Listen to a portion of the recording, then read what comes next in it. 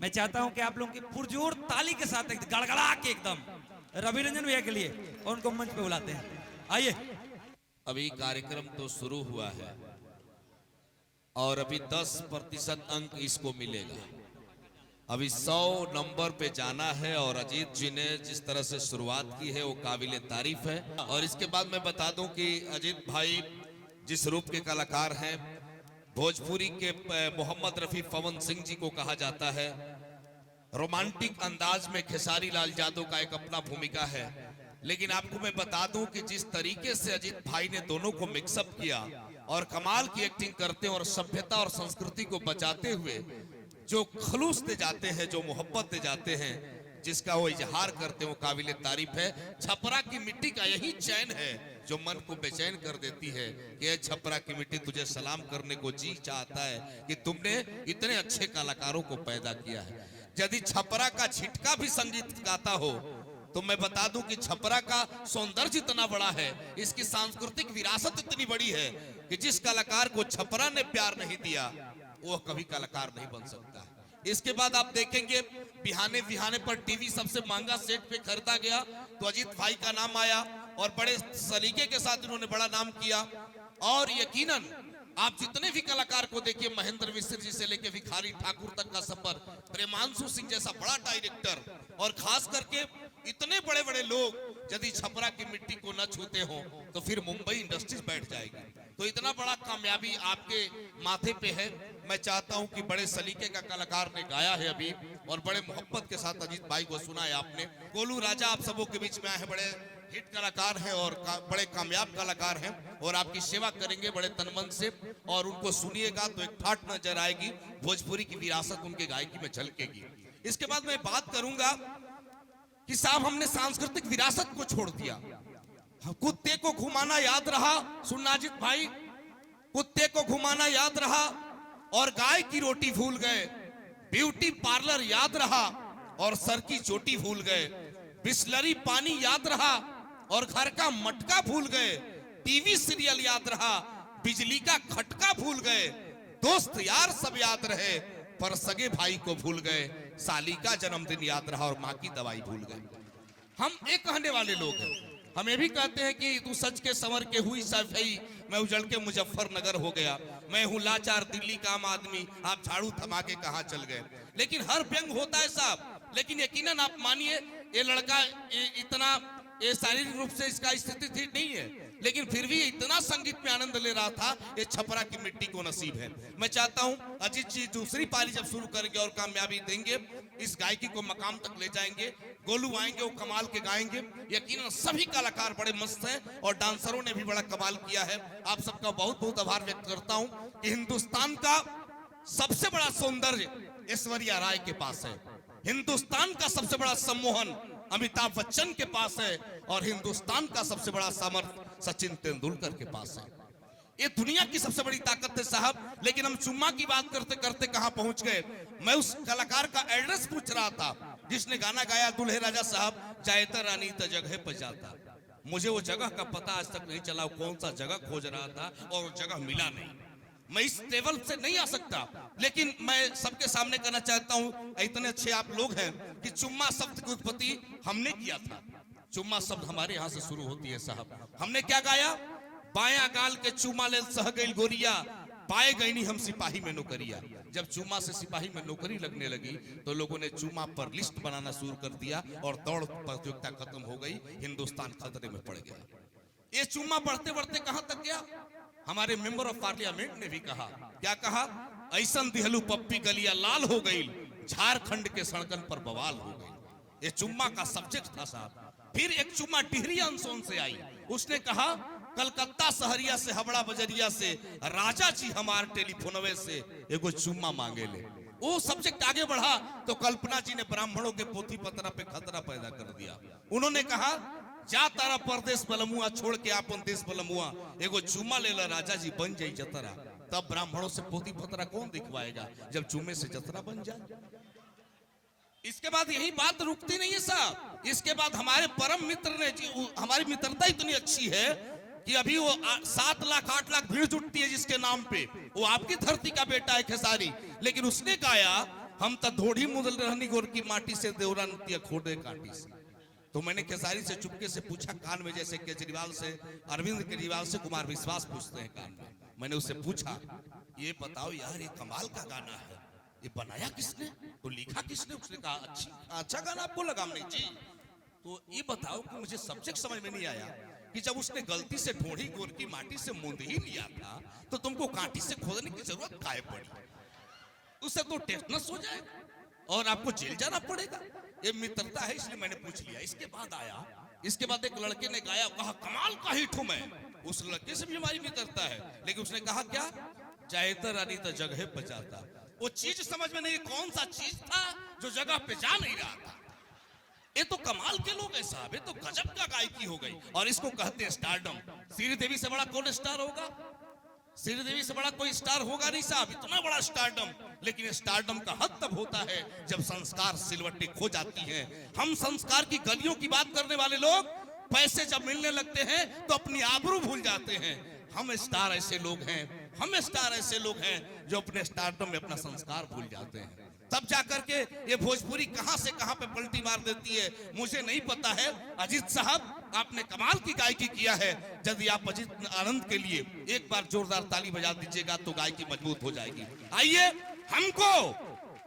हमको बनावटी लोगों के व्यवहार अच्छे नहीं लगते।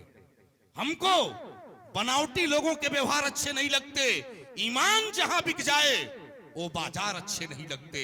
यूं तो दुनिया की चकाचौंध सबको लुभाती है, लेकिन जिस घर में माँ बाप की पूजा ना हो तो मुझे कोई त्योहार अच्छे नहीं लगते। मैं तो उस रंग का आदमी हूं जिस रंग रंग में समा गई वो राधा मीरा कैसी है। उस रंग रंग के पायल का हर रंग बेढंगा होता है। ये साहब, ये जब देश गुलाम था तो मियाँ शुरू करता हूँ मंच बड़ा हो जाना चाहिए। दुल्हे राजा जी का इतना खूबसूरत गीत आपने गाया। अजीत आनंद को क्या फायदा हुआ मैं जानता हूँ। अजीत साहब, जब आप नीचे गए तो मालो माल हो गए। हम तो फकीर के फकीर हैं। अब कहे कैसे? अजीत साहब ने जब दुल्हा का अभिनंदन किया तो मैं यहीं से देख रहा था कि बोहनी कितनी अच्छी है।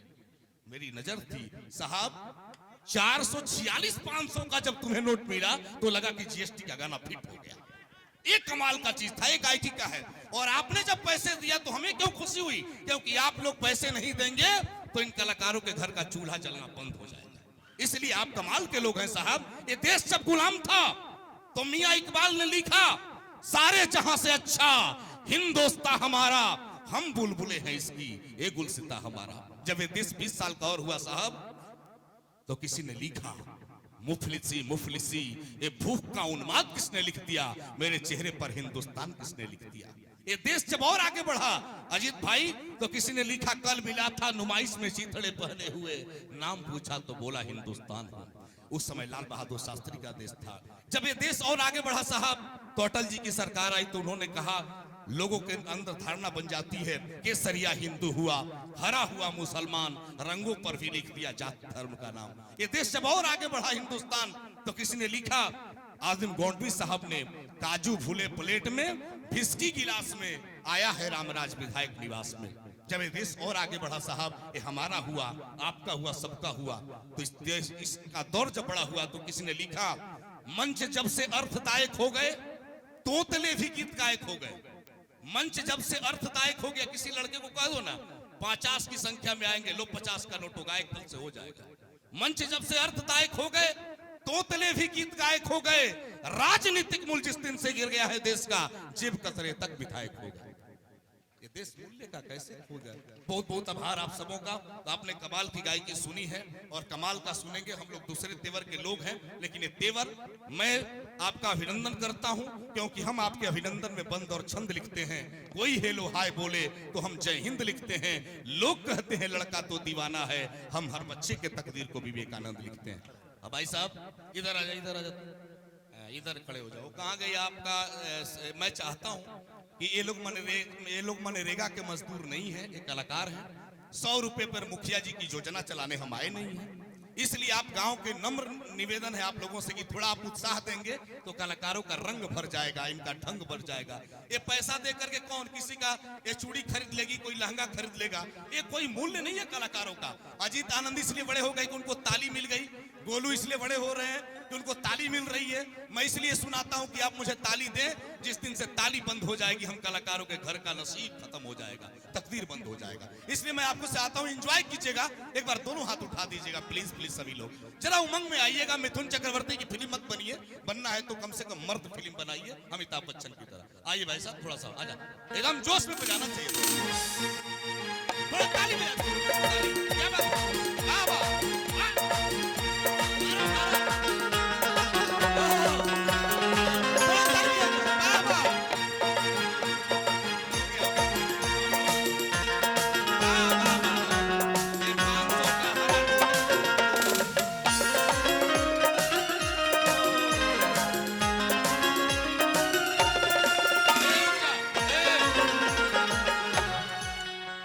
जब पैसा है तो थोड़ा देर रुक जाओ यार, गरीबी दूर हो रही है।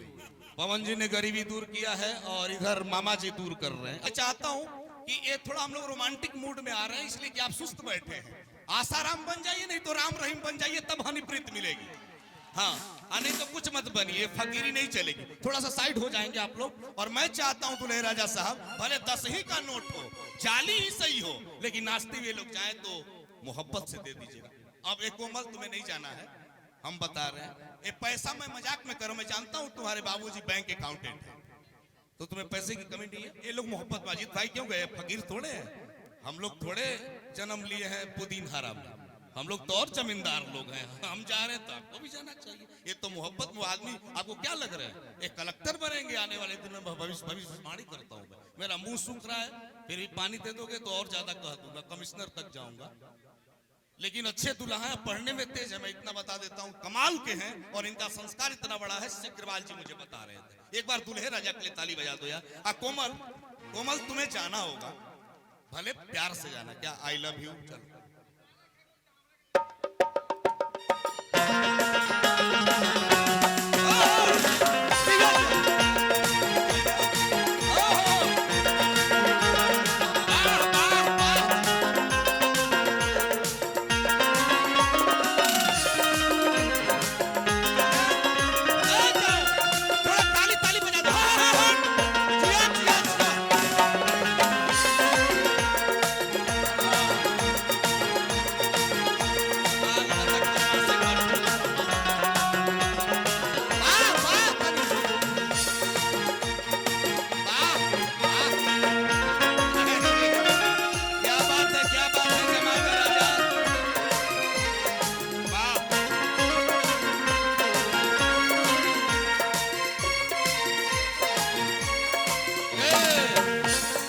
दोनों हाथ खड़ा कर दीजिए, मजा लिया जाए, फिर तो खरमास कटेगा। थोड़ा कमा लो, नहीं तो फिर खरमास में एंजॉय नहीं हो पाएगा। पूरा पूरा उठा के आजा। 1 2 3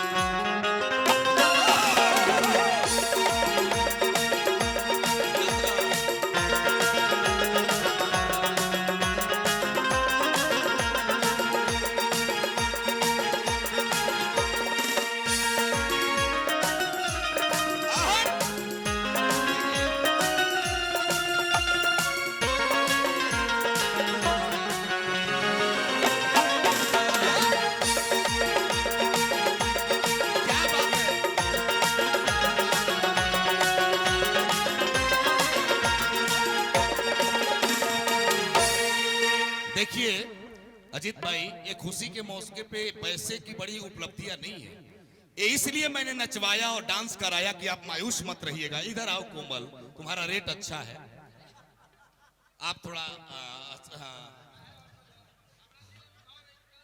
जी एकदम बिल्कुल। बलिया और आरा और छपरा है, तीनों इसके दीवाने हैं। हाँ मैं जानता हूँ, मैं चाहता हूँ ये इसलिए डांस होता है कि आपके घर में खुशियां बनी रहे। अयोध्या में राम जी का भी जन्म हुआ था, तो कौशल्या के दरबार में, राम जी के दरबार में भगवान शंकर को डमरू वाला बन के हनुमान जी को नाचना पड़ा था। कृष्ण की मोहब्बत में राधा ने नाचा था, ये उसका मोहब्बत था साहब। ये मोहब्बत के रंग में आपका रंग है। मैं चाहता हूं एक बार जोरदार ताली बजा दीजिए। ये रंग दुल्हे राजा को बार बार मिलता रहे, भीड़ से अलग एक पहचान बनाए रखना, घर में खुशियों की दालान बनाए रखना। मुश्किलें आएंगी तो आके लौट जाएंगी। पवन बाबू, दुल्हे राजा, आप सब लोग अपने होठों पर मुस्कान बनाए रखना। बहुत बहुत आभार व्यक्त करता हूं आपका। और गोलू हम सबों के बीच में आए हैं और बड़े प्यारे कलाकार, इनका सम्मान करिए। आप सबके ई गांव में हम पहला बार आई बनी और आज ये शादी समारोह में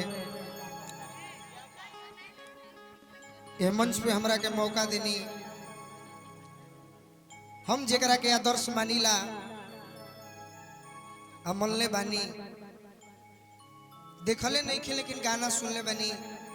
गाना हमरा बहुत ही अच्छा लगेला। रवा लोग भी नाम सुनले हो कब जे रामायण प्रसंग के जितना भी प्रसंग कैसेट के माध्यम से रवा लोग सुनले हो कब। अब भोजपुरी के दुगोला में आज तक वैसन ना केहू भइल ना कबो हुई। स्वर्गीय गायत्री ठाकुर जी के हमरे दामाद पवन भैया खातिर एगो जोरदार ताली बजा दी चाहब कि मंच पे ही जाए हमारे पवन भैया। हमरे पवन भैया बड़े और आज भारत देश के जवान भी बड़े।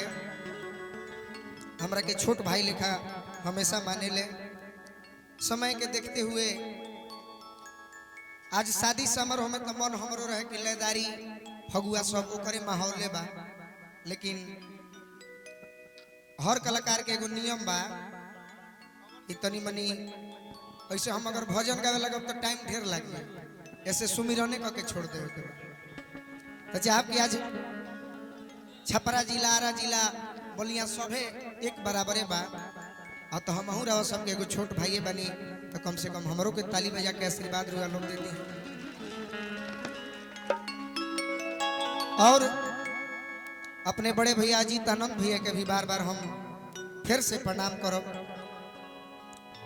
भैया भी बहुत ही नेक दिल के इंसान, हर कलाकार के माने वाला। ताई सबसे पहले जितना रवा सब जुटल बनी ये गोलू के तरफ से बार बार प्रणाम बा। आ संगीत के बारे में हमरा कोनो बड़ जानकारी नहीं है, लेकिन हम फिर भी अपन जौन कुछ जानत नहीं रहा लोग के सामने सुनाई। बस आशीर्वाद के हमारे प्रतीक्षा रही। अर्जुन भैया के पूरे टीम के हमारे बार बार प्रणाम। गावे में अगर गलती हो जाए एगो घर के सदस्य समझ के क्षमा कर देवे के बाद। आज जेकर शादी बा हमरे दुल्हे राजा के, तब तो हम नहीं जानत कि पवन भैया के का रिश्ता बा घर से, लेकिन फिर भी दुल्हा और दुल्हन के हमारा तरफ से शुभकामना रही कि रवा सबके जोड़ी असही सलामत रहे।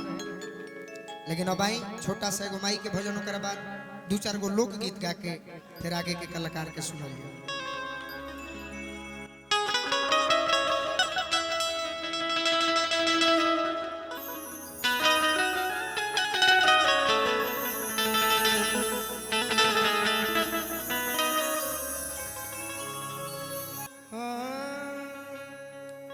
सावरिया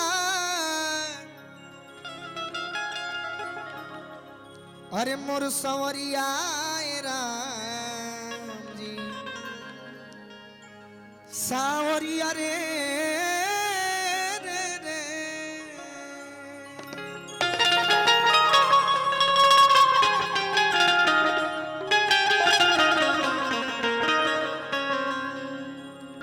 दुर्गा क्षमा शिवा धात्री स्वाहा स्वधा नमस्तुते।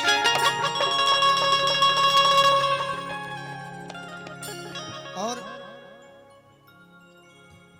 एगो गायत्री बाबा सुमिरन में कहत रहनी है, जननी के जननी हौ जननी जनक के तू,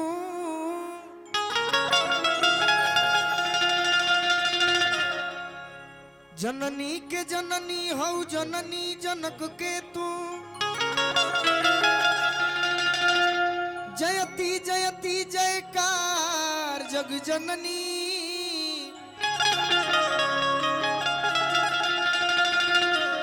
जननी हो जोगिन के बिसैन के भोगिन के असभ कर जननी हमार जग जननी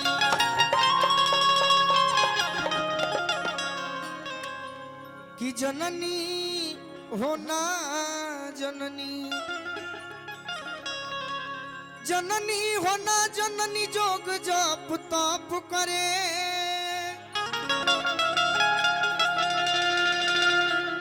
आ जननी न वेद हम गवार जग जननी आ जननी हो जाना जन्म तुआ चाहत का बा कि लहरी गई तेरी लइका तोहार जग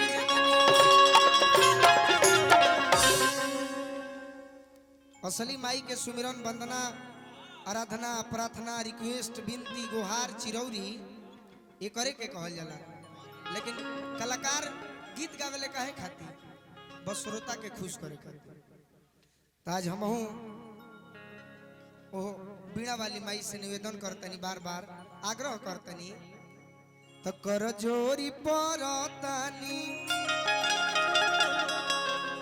तो कर जोरी परतानी अरे पैया नु हो ए मैया बेड़ा पार ला कर जोरी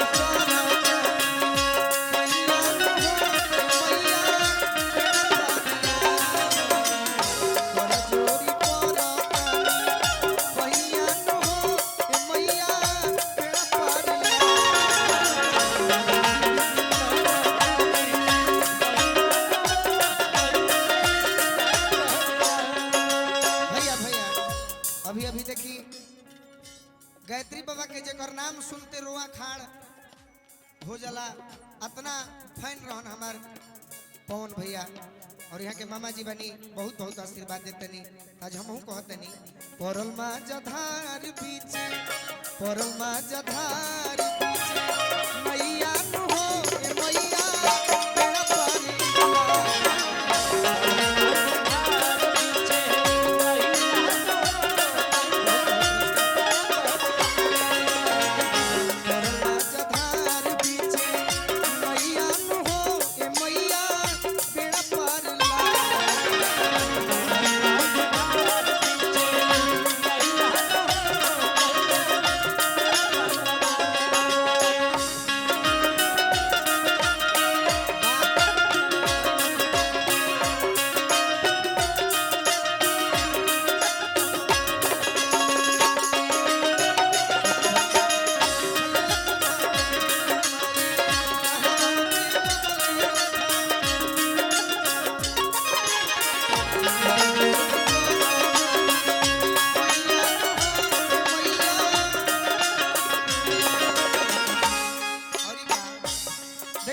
भारत देश में तो बहुत स्टूडियो हम देखनी लेकिन हर कलाकार खाती लकी स्टूडियो बा आज नंबर 1 चलता। पटना में स्थित यही छपरा जिला के आन बान शान हमारे शंकर भैया के स्टूडियो क्या बात है शिवा स्टूडियो के मालिक शंकर भैया के छोटे भाई पप्पू भैया की तरफ से बहुत बहुत मान सम्मान दिहनी बार बार प्रणाम बातें करना। लेकिन लास्ट में हम लड़का कहता क्या कहता टूटा बसाज माई आवाज में न दम्बा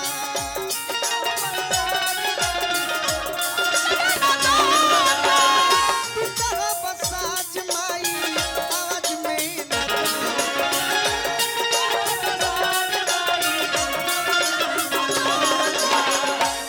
टूटा बसाज माई आवाज में तनिको दम नहीं है लेकिन अब तोहरे सहारा बाकी एहो गोलू के नैया कहाँ जाई। क्या बात है जखमी जीते कर जीते रहू रे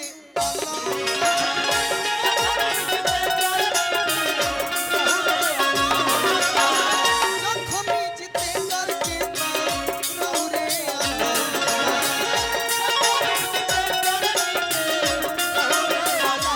बाकी हे गोलुआ पहो जाना हे गोलुआ पहो जाना सहैया नु हो ए मैया बेड़ा पार सहैया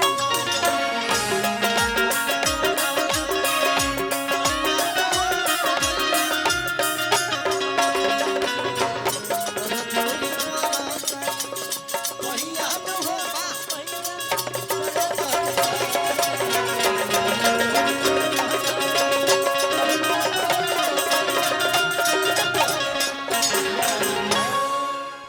शुरू हुई जैसे हुई का कहे कि हे दिल बर दिलदार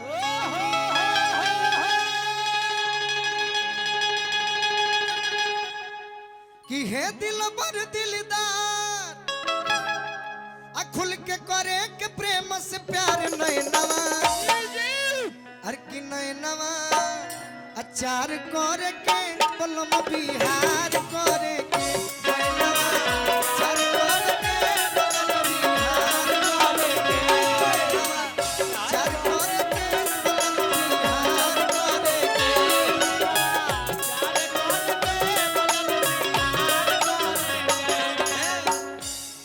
हम कोमल के ढेर दिन से प्रयास में रही इनका के धोती हिलावे के सिखावे के हानु ई कहे से कि यूपी वाला ढेर डांस करेली कि हे दिल बर दिलदार हे दिल बर दिलदार खुल के करे के प्रेम से प्यार नहीं तनी भैया अच्छा लगी तो ताली बजावे के ठीक बा आ तनी और पीछे सही आई आई अरे कि नयनवा अचार करे के बलम बिहार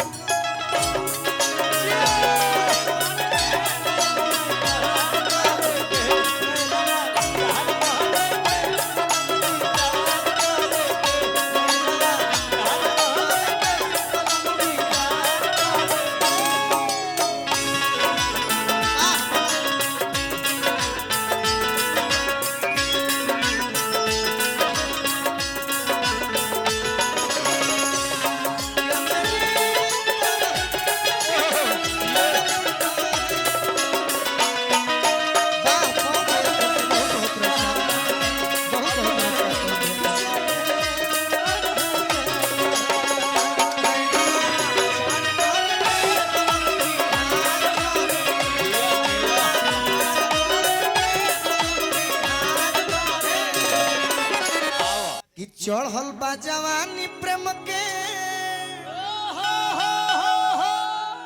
अरे पानी में नहाए के अर्जुन भैया अब ढोलक जैसे बाजी रहा तो पते बा तो चढ़ल बा जवानी प्रेम के अरे मुर्गी मार के मने उठ के बैठ जाए के बाद हानु पायल जी जहाँ कहीं भी हो थोड़ा सा मुर्गी का उपयोग किया जाए जी जी देख लो ऐसा मुर्गी का कहा जैसे कपार में के चुरकी पुरान घर में भुरकी के आ भोजपुरी में मुर्गी के का तो बड़ा महत्व होला हम सुन ले बने तो पायल जी देख लो सीख लो कोमल जी आप भी सीखिए अच्छा तो ठीक है ना सीखबू तो तहरे घाटा बा वाह वाह तो चढ़ल बा जवानी प्रेम के पानी में नहाए के तू न हो परानी राजा रानियों कहाए के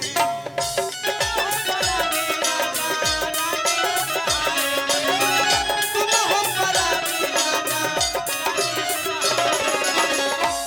ऐसा बैठ कहे देनी आ कोमल जी आप भी खड़ा हो जाइए अब मुर्गी नहीं खे मारे के चढ़ल पे जवानी प्रेम के पानी में नहाए के तू न हो परानी राजा रानियों कहाए के तू न हो परानी राजा रानियों कहाए के तू न हो परानी राजा रानियों कहाए के।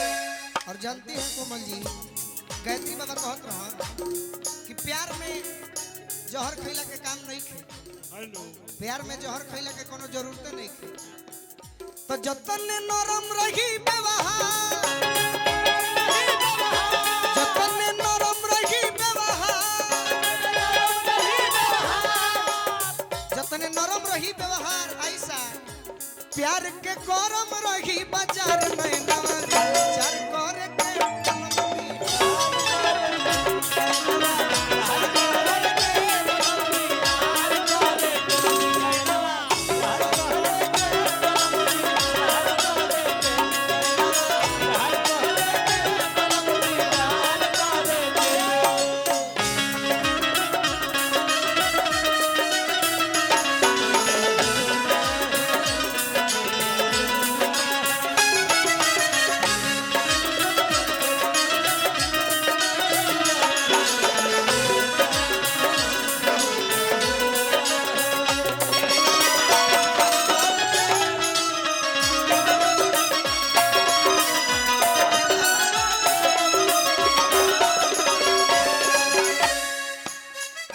ठीक और बा।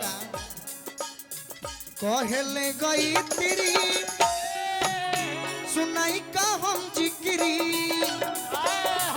रौरा से मिलके खुशी भइले कतन भीतरी रौरा से मिलके खुशी भइले कतन भीतरी कहले गई तेरी सुनाई का हम जिक्री रौरा से मिलके खुशी भइले कतन भीतरी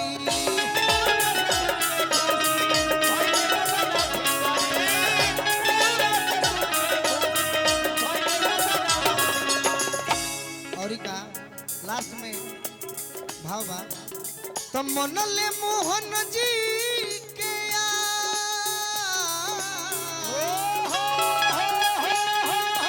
मनले मोहन जी के यार भइल प्रेम जगत में सार नहीं चार पर के कलम बिहार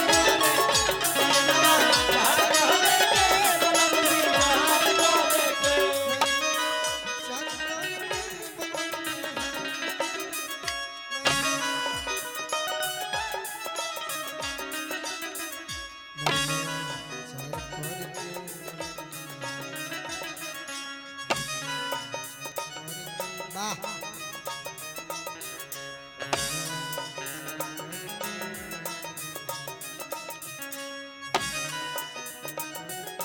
तीन में मारता तीन में वाह वाह नहीं ना चार कर के बलम बिहार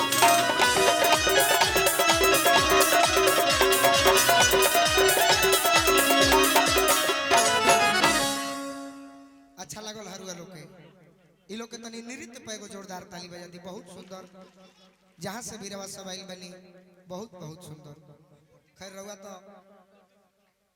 यहाँ के एल्बम में भी बहुत अच्छा यहाँ के नाम एगो गीत हमहू गौले रहनी आज से 6 महीना पहले रवा सब सुनले हो हम आवत रही तो रास्ता में भाई लोग मोबाइल में बजावत रहे एगो लड़का एगो ऐसने लड़की के देखलक त कहता अरे की उठावा के ललिया अरे कनवा के बलिया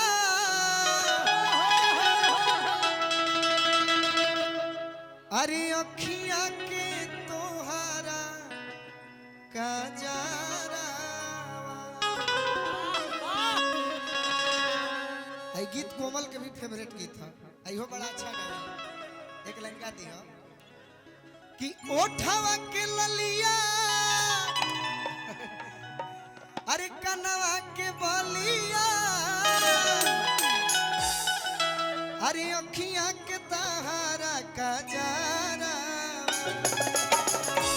एक कोमल कि एहो धन पागल बनवले बा नक के नथुनिया सीनवा के तहारा सिंगारा एहो धन पागल बनवले बा नक के नथुनिया सीनवा के तहारा सिंगारा ओठवा के ललिया कनवा के बलिया अखियां के तहारा काजरा ओठवा के ललिया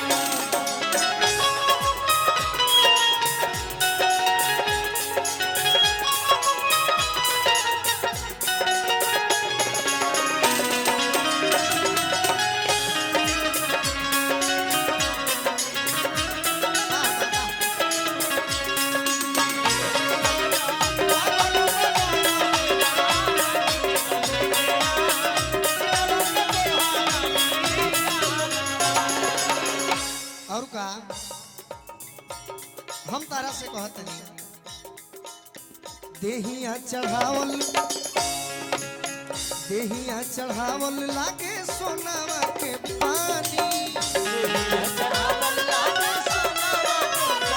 देहिया चढ़ावल लागे सोनावा के पानी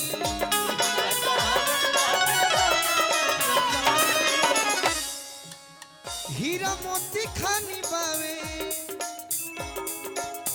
हीरा मोती खानी बावे निखरल जवानी हीरा मोती खानी बावे।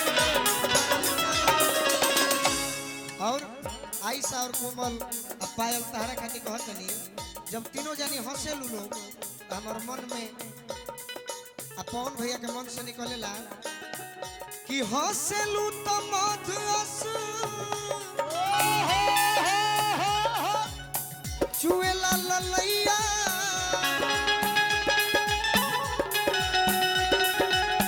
चांदियस चमके लीलारा हंसेलू तो मधुअस चुएला ललैया चांदियस चमके लीलारा एहो धन पागल बनवले बा नक के नथुनिया सीनावा के सहारा सिंगारा एहो धन पागल बनवले बा नक के नथुनिया सीनावा के सहारा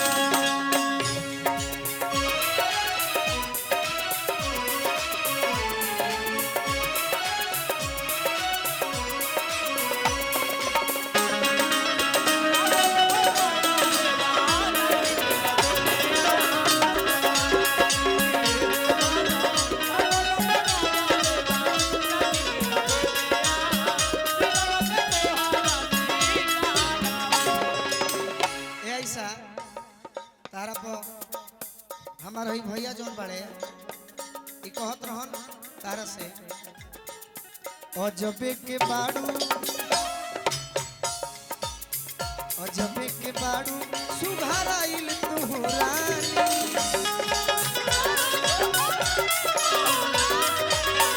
अजबे के बाड़ू सुघराइल तुहरानी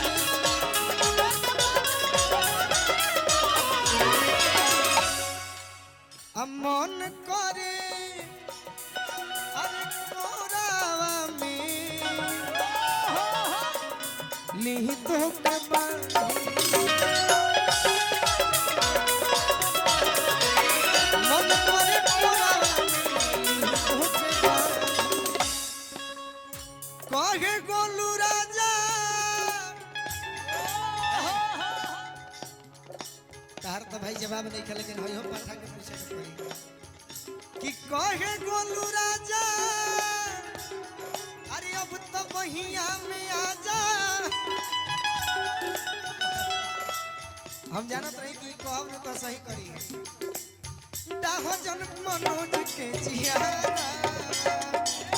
कहे गोलू राजा बहिया में आजा दाहो जन पटेल के जियारा ये हो धन पागल बनवले बाना की के नथुनिया सीनावा के सहारा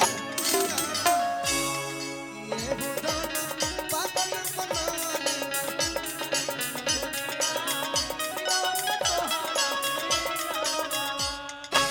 ये हो धन पागल बनवले बाना की के नथुनिया सीनावा के सहारा सिंगारा एहो धन पागल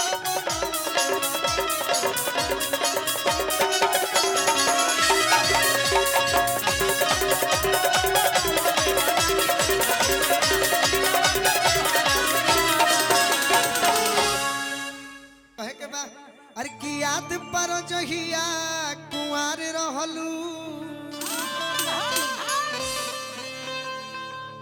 अब 72 से पहले हमार रहलू लेकिन ई जब गीत सभे लोग गा दिहल तब भोजपुरी के मोहम्मद रफी कहे वाला पवन सिंह जी दोहा कतन में जाके जब हमार नाम धोनी हमार सीना और ऊंच हो गई तबे हम कहनी कि अरे राम ना बिगड़ी है जे को आर केहू का बिगाड़ी जी राम ना बिगड़ी है। और उहे गीत हमारा मन करता कि सुना दी रहा सबके बीच में। सुनले रहा लोग कि ना सुनले रहा एगो लड़की कहतिया एक करो के भाई सैडे सॉन्ग कहल लेकिन फर्क अतने बा कि अगर मर्द प्रेम करी लड़की का दारी करी मार देव गोली छितरा जाई है हम मौका हवा गोड़ावे धरे ले सो कि जाता रहता एक चुता दहिया बथुक द कि बसाई त याद परबुए द ऐसे एने आवा तार प्यार के कोनो जवाब नहीं खे तू जहां खुश पड़ वही जे खुश रह लेकिन तू जेकरा के बलमुआ बुझता रू पियावा बुझता रू उ पियावा बलमुआ ना हो हई लोग बलमुआ ना हो ई लोग बलमुआ हो असली बलमुआ तो हो जा बैठल बा आ जब ओह बलमुआ के लगे जइबू आज केहू के गाड़ी धारा जला हमार गाड़ी धारा ला तब विधायक जी से कह के हम अपन पैरवी को के छोड़ा लीला आ जा दिन हई गाड़ी हो पियावा के लगे धारी तो दिन पैरवी काम ना कर ऐसे जब ओह पियावा के लगे जइबू बलमुआ के लगे जइबू तो जान तरू का करी कह दी भाई तो सास ताना कोसी है ननदिया देखी अरे हंसी है हौ बलमुआ तहरा में अरे सब ननद भसुर ससुर देवर ई सब माया के बाजार हो कुछ ना हो सब लोग होई जा बैठल बा आ जब कमल हो जा जइबू नु तो पियावा जान तरू का करी तो सास ताना कोसी है अरे हई ननदिया देख के अरे हंसी है हौ बलमुआ तहरा में जान तरू का करी है तो बिना छिलले बसावा धसी है बलमुआ तहरा में एकरा के खराब नहीं के बुझे के जौन इजा तू गलती कर तारू ओकर साजा तहरा के हो जाती है ऐसे कहत नहीं लेकिन यह लड़की ही भैया जब हम बाहर चल गई रही पवन भैया हमरा के लेके चल गिलन चेन्नई कि चलो बाबू प्रोग्राम बा एक करे से हमारो प्यार रहे जैसे अजीत भैया के रहे लेकिन इनका से पहले हमार रहे ई बात में अब नु अजीत भैया कहले हां लेकिन पहले हम करत रहे तारा से का कहती हम वही दिन से जान गईनी कि यार एकरा के देखबो तो सूरजमुखी बन जाई एकरा के देखबो तो सूरजमुखी बन जाई जब घरे ले जीबो तो चंद्रमुखी बन जाई आ जब बगली के मई माल उड़ा जाई तो ये लहक जाई ज्वालामुखी बन जाई ऐसन लड़की है सब एकरा के देखबो तो सूरजमुखी बन जाई घरे ले जीबो तो चंद्रमुखी बनी आ जब रुपया उड़ा जाई अगिए लहक जे ज्वालामुखी बन जाई तो सही हमहू जब प्रोग्राम से कह के घरे अपना आईनी एक दिन फोन कह के इहे बोलौलक तो हमरा बुझाइल कि बड़ा श्रद्धा से होली आइल बा कुछ खेला उला होई का खेला मने क्रिकेट उर्केट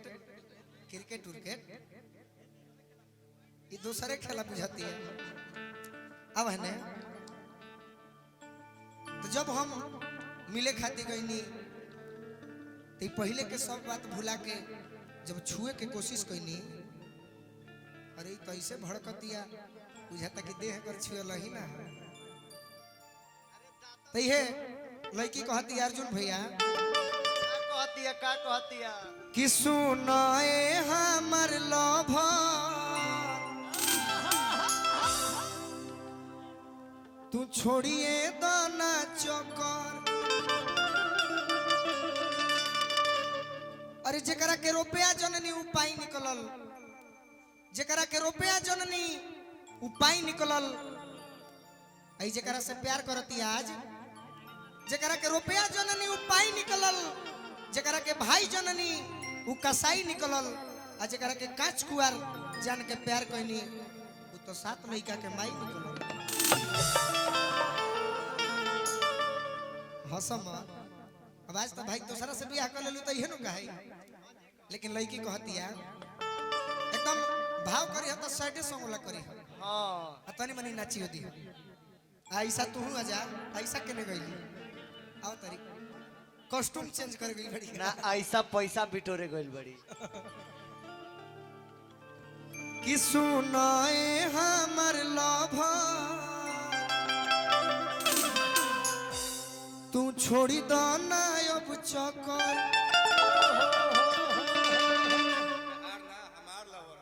अच्छा तहार है तो ठीक है बा हम कहाँ कुछ कहते हैं, हम तो उहे बतिया बतिया होते नहीं छुए के कोशिश करते नहीं छुए देत कहाँ दिया।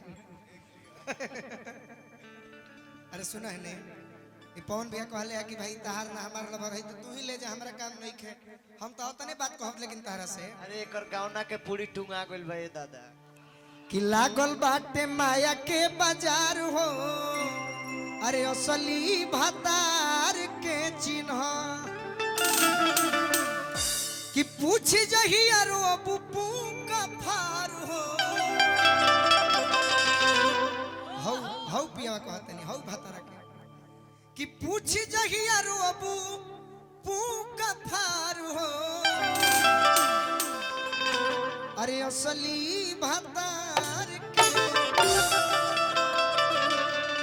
मामा जी की ओर से बहुत बहुत पुरस्कार, लेकिन हम कहते नहीं अरे तैयाद पर जहिया भाई अगर भाई से प्रेम हो तो एक बार तनी मनी हाथ उठा के ताली बजा दे हलो के गीत पर फिर से तनी मिजाज बना दो कि अजीत भैया मान ली कि क्रिकेट के मैदान होके भाई तो विराट कोहली शतक मार देले बड़े अब शिखर धवन के शतक मारे के पड़ी तब वही मैच इंडिया जीत सकेला।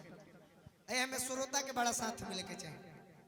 अरे तैयाद पर जहिया कुआर रहलू अब भतरू से पहले हमार रहलू याद पर जहिया कुआर रहलू भतरू से पहले हमार रहलू याद पर जहिया कुआर रहलू भतरू से पहले हमार सुनाए हमर लवर तू छोड़ दो ना अब चपा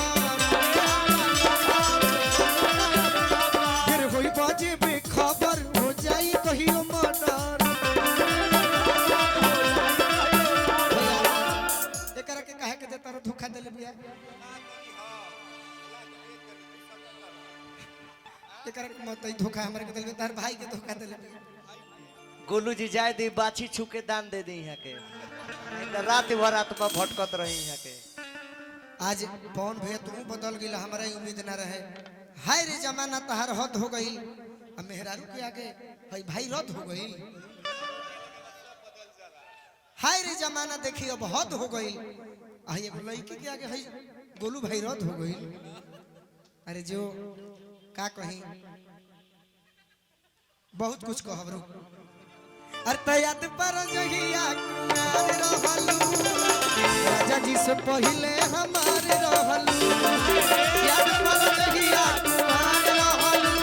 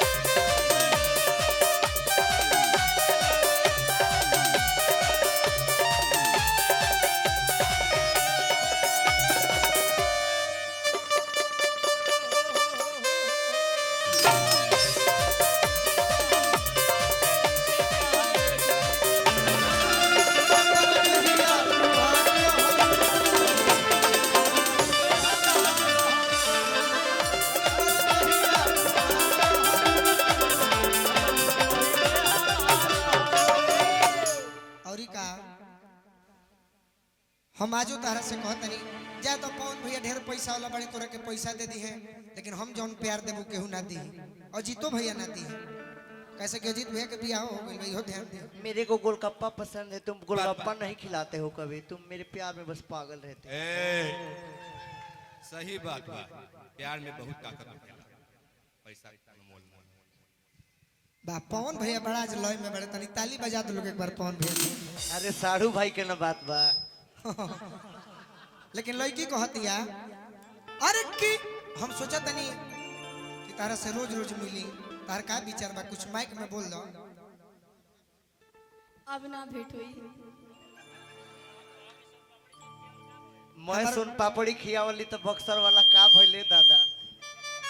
ये करे खातिर हमार बाबू एगो पाड़ा किनले रह, अब पाड़ा बेच के हाथ के काड़ा किनले रही, आ कड़ो लेके भागल छरो मार दो। अरे की अब जानी का हो अर्जुन भैया कुछ कहत रहा का? एगो राजदूतो रहे पुरन की फटफटिया, जना भिकी गाड़ी पर रंगो चढ़त रही और बड़को भैया चढ़त रहे। हाँ मैं कौन भैया चढ़त रही। लेकिन तारा से एगो बात कही कि होई जदी अरे जाए के ससुरावा, कि होई जदी अरे जाए के ससुरावा, लेकिन अब तो ससुरा चल गई भी, अब हमारा जहर नहीं खाए, हमारा जहर नहीं खाए के। सुना तू चलियो गेलू तो हमारा गम नहीं खे कि तुर दिहलू हमर दिल बकरिया, अरे अब नाता कब हो, अरे तोहरे ईर्खा जान दोसर माल राखब हो। फेसबुक पर भी कितना लोग के ब्लॉक कर के धइले बने, 2-4 गो ब्लॉक कर दे, हमारा गम नहीं खे। लेकिन लड़की कहतिया अरे की अब जानी सोच तू मिलनवा के शौक होई जाई हो सजनवा के,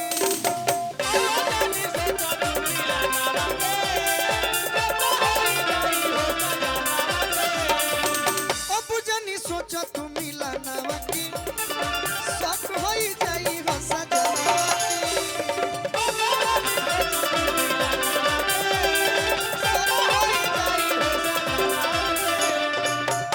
लेकिन भाई लोग ऐसा लड़की रहे कि तार भाई के इतना पागल कैले रहे, आ कोमल तो नाम तू रखले रह, लेकिन हम एकरा के जूही रखले रही ना, जूही। हाँ कोमल में जूही में का है कि रोज मिल के अरे रोग दिल के लगौले बाड़ू तू ही, अनई खेजिना तोहरा बिना कैसे भूलिए जूही। आओ दिन याद करो, अरे तब मिले खातिर रोज बेकरार रहलू, राजा जी से पहिले हमार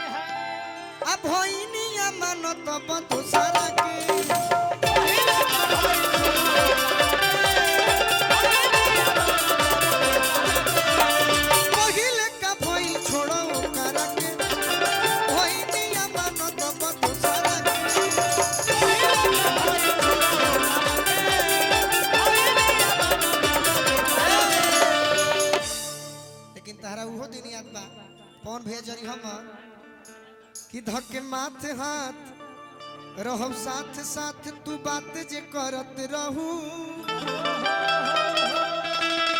गोरी कर याद आधी आधी रात मुलाकात जे करत रहू कि सुनो जखमी जितेंद्र जिद छोड़ा गोलू राजा पहले नियन न मिली मारे के तहरा माजा।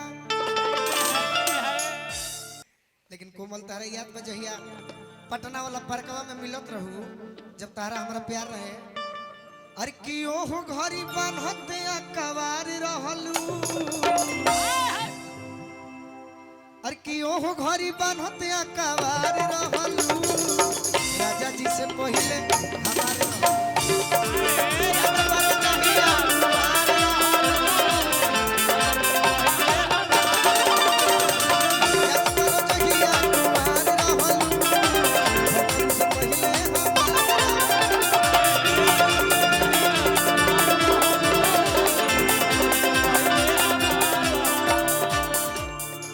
सभे धुन करी कभी गावत है पूरे बिहार में लेकिन हर चीज कहीं ना मिली। अब देखो याद पारो जहिया याद पारो जहिया कुंवार रहलू मन पारो जहिया कुंवार रहलू भतरू से पही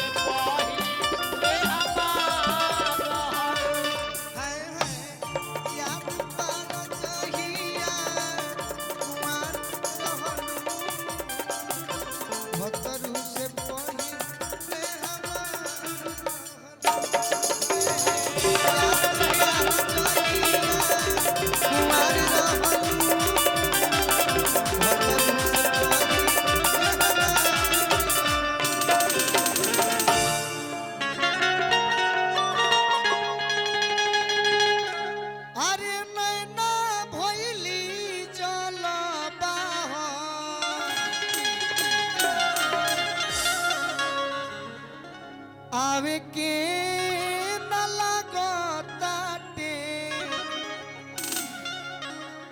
आहरे बोलमुआ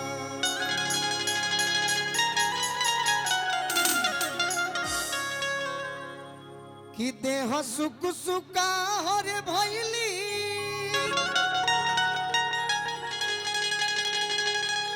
आलोर पूरा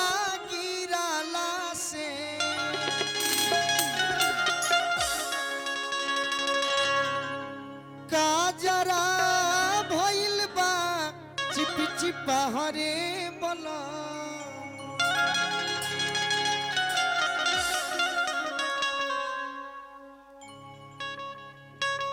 कि चीन के चौभरल चाहो अपियाला पर खाटा हो लागे खाए के ना करता ही बाहरे बोला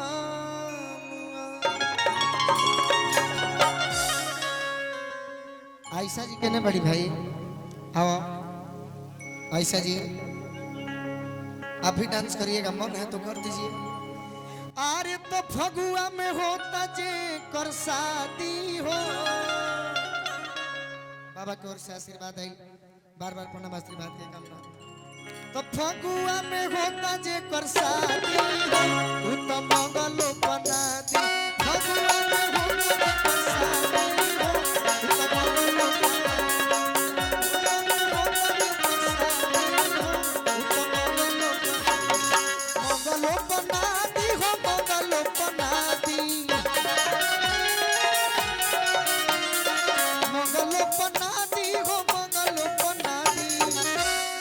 फगुआ में होता जे कर शादी हो तो मंगलो बना दी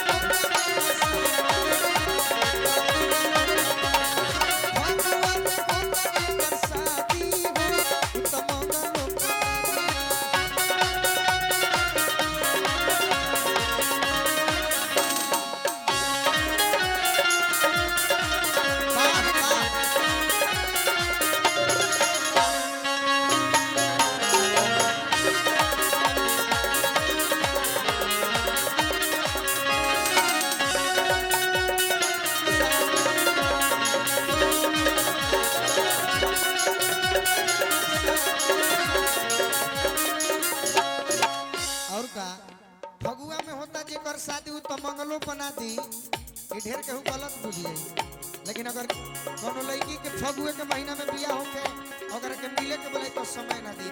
फगुआ में होता जे कर शादी हो उ त मंगलो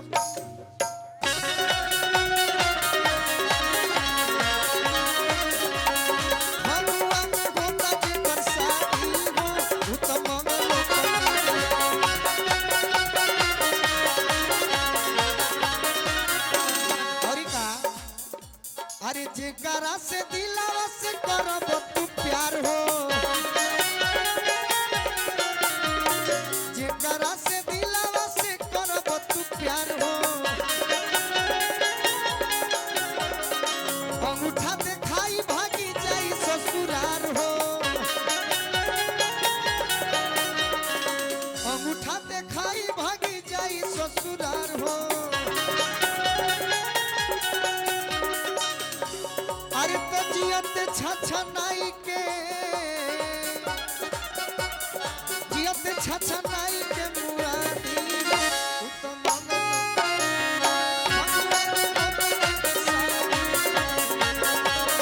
फगुआ में गोता जे बरसाती हो तू तो मंगलो को नादी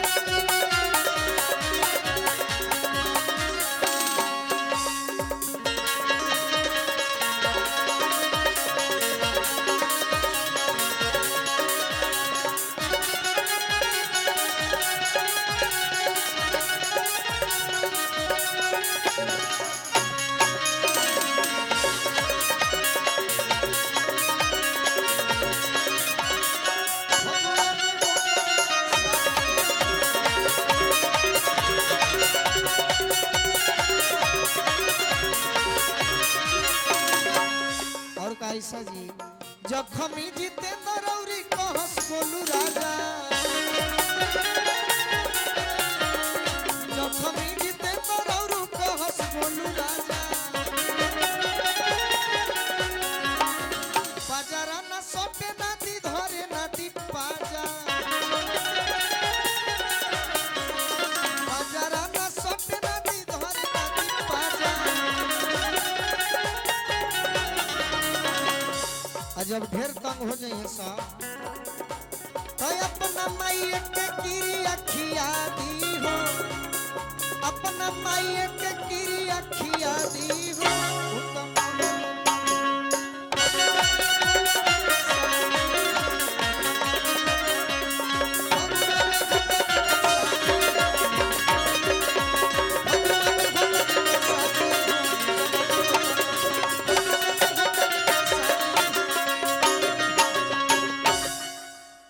और एगो गीत बा असली फगुआ जेकरे कहल जाला कि बंगाला में उड़ेला अभी नया हो लालो बंगाला में उड़ेला अभी रहो बाबू आहे बाबू कुंवर सिंह तेगवा बहादुर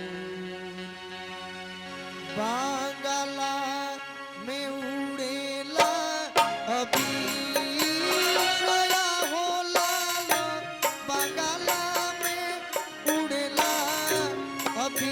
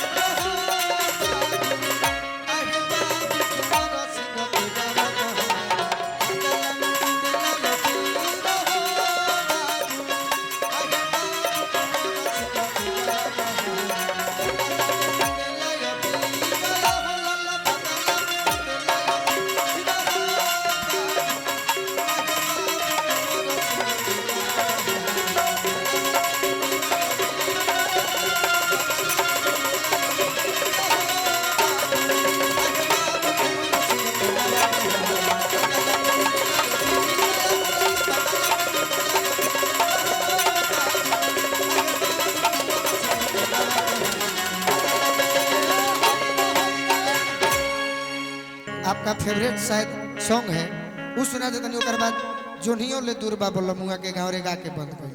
हाँ वही गीत से कि होई जदी जाए के ससुरावा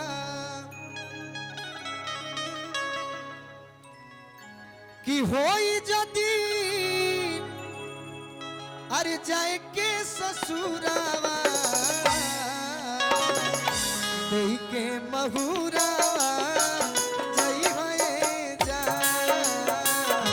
देई के महुरावा जई होए जा जई बुझबू अखियां से दूरावा जई बुझबू हमारा से दूरावा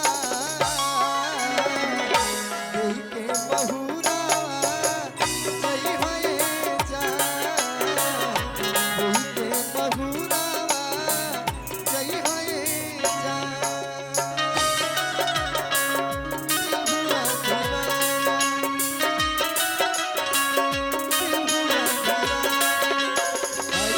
हुआ दीवाना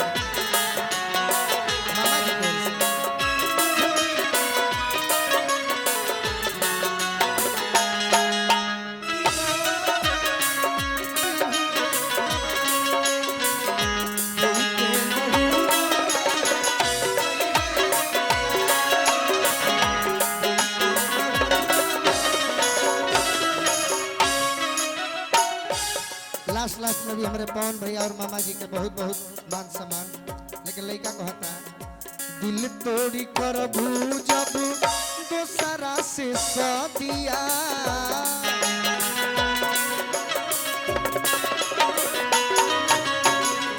दिल तोड़ी कर जब दोसरा से सदिया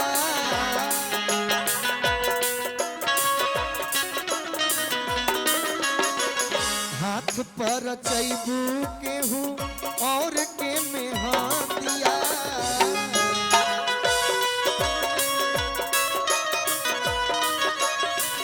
हाथ पर चैबू केहू और के में हाथिया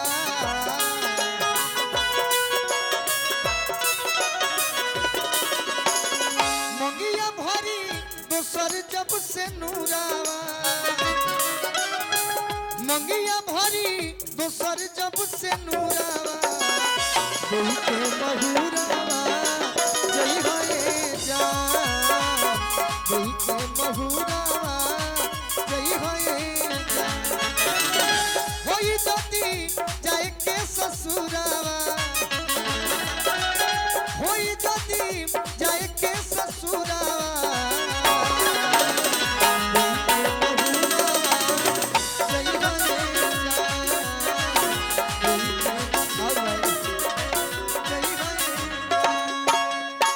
सनम हार जाई जे तू करबू बेवफाई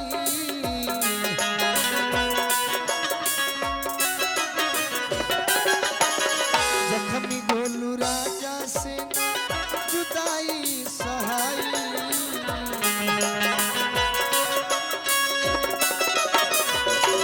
सनम हार जाई जे सनम हार जाई सनम हार जाई करबू बेवफाई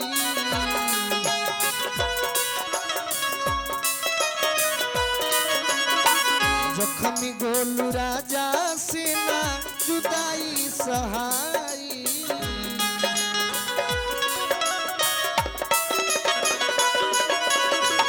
साजा देबू बिना रे कसूरावा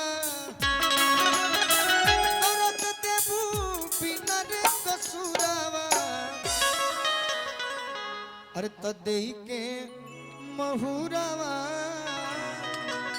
अरे जई होए जा देई के महुरावा जई होए जा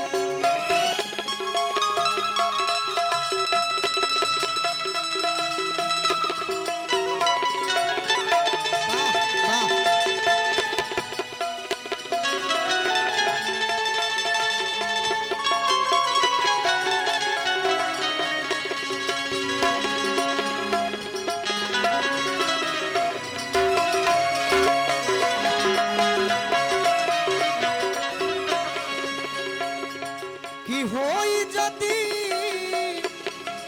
अरे जाए के ससुरावा होई जदी